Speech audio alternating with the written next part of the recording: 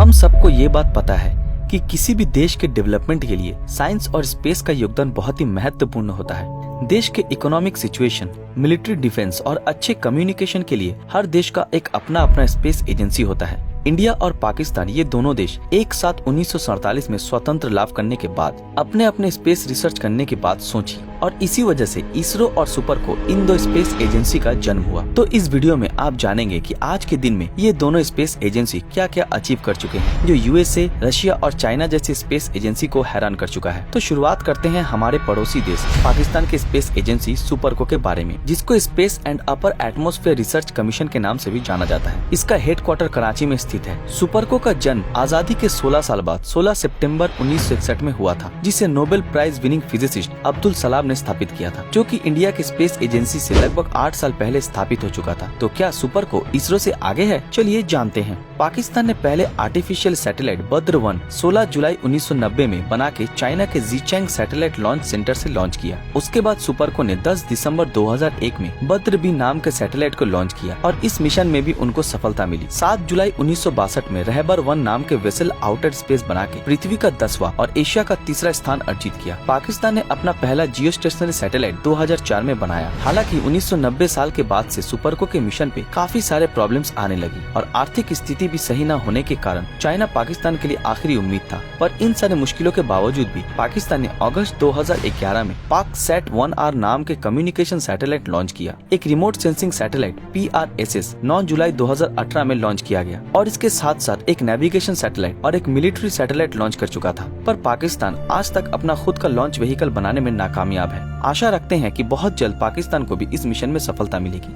चलिए अब बात करते हैं इंडिया के स्पेस एजेंसी इसरो के बारे में। इसरो, जो कि इंडियन स्पेस रिसर्च ऑर्गेनाइजेशन के नाम से भी जाना जाता है, इंडिया की आजादी के 22 साल बाद यानी कि 15 अगस्त 1969 में इंडियन साइंटिस्ट विक्रम साराभाई के द्वारा इसका जन्म हुआ और इसरो का हेडक्वार्टर बेंगलुरु में स्थित है। शुरुआती दिनों में इसरो को बहुत ही मुश्किलों का सामना करना पड़ा। इसरो के शुरुआती फंडिंग बहुत ही कम होने के कारण इस समय रॉकेट्स के पार्ट्स को एक जगह से दूसरे जगह पर पहुंचाने के लिए साइकिल या फिर बैलगाड़ी का उपयोग करना पड़ता था। लेकिन सुपरको को बनाने में चाइना स्पेस एडमिनिस्ट्रेशन का हाथ होने के कारण सुपरको को शुरुआती दिनों में फंडिंग के प्रॉब्लम में नहीं पड़ना पड़ा। लेकिन प्रेजेंट में दोनों देशों में आर्थिक परिस्थिति का बहुत ही परिवर्तन आया है। इसी मुताबिक इसरो का वर्तमान बजट है $1.9 बिलियन और सुपरको का बजट है $43 मिलियन पर ईयर। पर शायद ये बात आप लोगों को पता नहीं कि कोई देश की स्पेस एजेंसी अगर दूसरे देश के सैटेलाइट को स्पेस में भेजता है तो स्पेस एजेंसी अपना फंड खुद जुगाड़ करता है। जैसे कि उन दिनों इंडिया के पास खुद का लॉन्च व्हीकल न होने के कारण इसरो अपना फर्स्ट सैटेलाइट 19 अप्रैल 1975 में आर्यभट्ट को रशिया की मदद से लॉन्च किया था। 1970 साल से ISRO satellite launch vehicle SLV-3 का प्रोजेक्ट शुरू कर चुका था और जिसके डायरेक्टर थे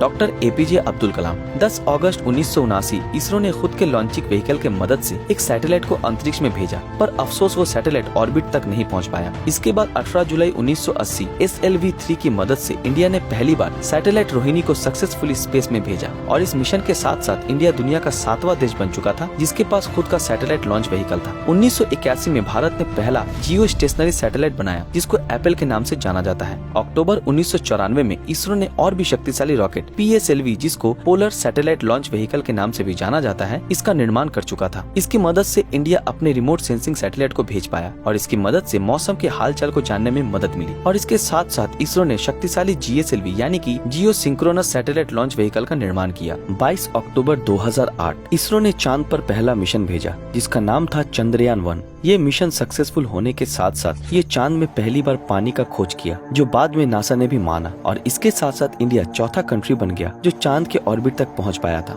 2010 में इसरो ने खुद का क्रायोजेनिक इंजन बना के दुनिया में चौथा स्थान ले लिया। इसके बाद से इसरो को किसी भी देश से मदद लेने की जरूरत नहीं पड़ी। 9 नवंबर 2013 में इसरो ने पृथ्वी की ग्रेविटी को यूज करके मंगल ग्रह पे पहला सैटेलाइट भेजा और 24 सितंबर 2014 में यह सैटेलाइट सही सलामत मार्स पे पहुंच चुका था और इस मिशन का नाम रखा गया था मंगलयान। इस मिशन की वजह से इंडिया एशिया के साथ साथ पूरी दुनिया का पहला देश बन चुका था जो कि पहले ही कोशिश में मार्स पे अपना सैटेलाइट भेज पाया था। 15 फरवरी 2017 में PSLV C-37 की मदद से इसरो ने 104 सैटेलाइट एक रॉकेट में भेजकर पूरी सफलता के साथ वर्ल्ड रिकॉर्ड बना चुका है। 22 जुलाई 2019 में इसरो ने चंद्रयान-2 का लॉन्च किया। इस मिशन में इसरो चांद को छूना चाहता था। हालांकि 98% ये मिशन सक्सेस पाने के बावजूद मून पे सॉफ्ट लैंडिंग नहीं कर पाया, लेकिन क्रैश लैंडिंग करने के साथ साथ इंडिया ने चांद की जमीन को टच किया, जो इससे पहले सिर्फ 3 देश ही कर पाए हैं। हालांकि अभी तक बहुत सारे इंडियन एस्ट्रोनॉमर्स स्पेस में ट्रैवल कर चुके हैं, लेकिन इनमें से कोई भी इसरो के बनाए हुए स्पेस प्रोग्राम में नहीं जा पाया। इसरो ने ये दावा किया है कि दिसंबर 2021 में गगनयान को लॉन्च करने वाले हैं, जो कि first Indian manned space mission होगा। अगर इसरो का ये मिशन सक्सेसफुल होता है तो इसरो वर्ल्ड में चौथा एशियन कंट्री बन जाएगा जो स्पेस में इंसान को भेज चुका होगा। तो आपको क्या लगता है, फ्यूचर में सुपर को इसरो को टक्कर दे पाएगा? अपनी राय नीचे कमेंट में जरूर बताएं। अगर इस वीडियो में 1000 कमेंट आए तो हम इसरो और नासा के ऊपर वीडियो बनाएंगे। आपको हमारा ये वीडियो अगर पसंद आया तो इस वीडियो को लाइक, कमेंट और ज्यादा से ज्यादा शेयर जरूर करें।